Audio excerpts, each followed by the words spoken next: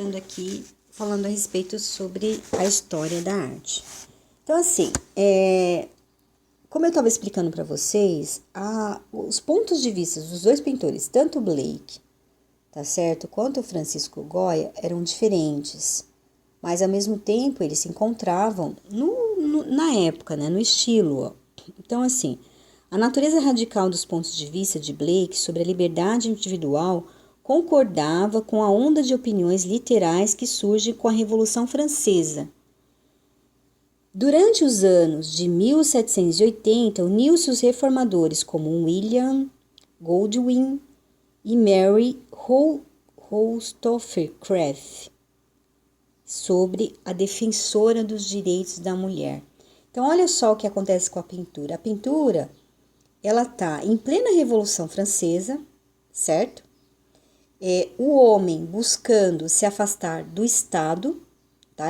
Quando eu falo Estado, eu falo ente federativo, e buscar os seus direitos de personalidade, né? Então, o direito, por isso que esses pintores, tanto Blake quanto Goya, eles eram individualistas.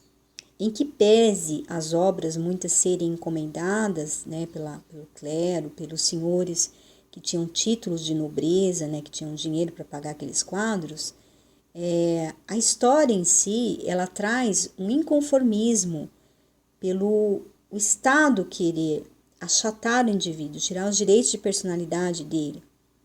Quer dizer, o Estado, ele abandona o indivíduo, né? Porque assim, o liberalismo, as pessoas falam, é a ausência de Estado. Não é isso. É o Estado que recolhe tributos e não acolhe o indivíduo, né? Esse é o Estado liberal, tá certo? É o Estado que larga o indivíduo ao vento, né?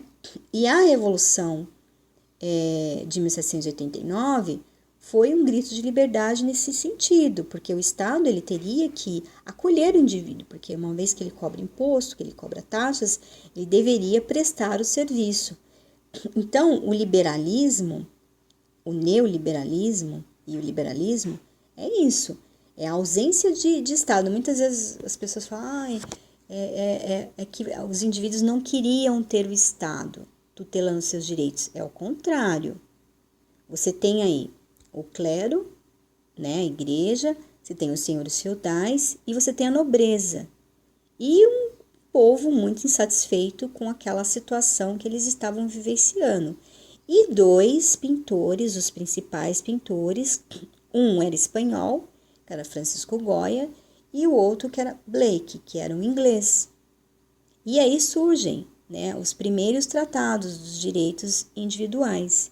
E a pintura romântica está no meio disso. Então você tem a influência do barroco, né, a influência do barroco em estilo gótico, que é barroco também, mas ele é um pouco diferenciado. Por quê? Por causa das grandes catedrais que eram feitas pelas igrejas, né, aquelas catedrais bonitas que até hoje existem, né, nos países que tem a religião romana, certo? Religião católica. Então, ó, Blake não possuía nada de humanismo desses artistas classicistas, muito ao contrário da visão enobrecida de Michelangelo, da criação da obra Enuim, criação de Adão. Deu aos pais a mostra de um duro legislador que escravizava um espírito livre, com ataduras de mortalidade. Então, as obras, elas eram, na verdade, para expressar a liberdade. Então, você vê muitas cenas de pessoas acorrentadas, pessoas soltando as correntes, pessoas buscando essa liberdade individual. Assim é o romantismo deste período, que é um período histórico e que a arte acaba retratando isso.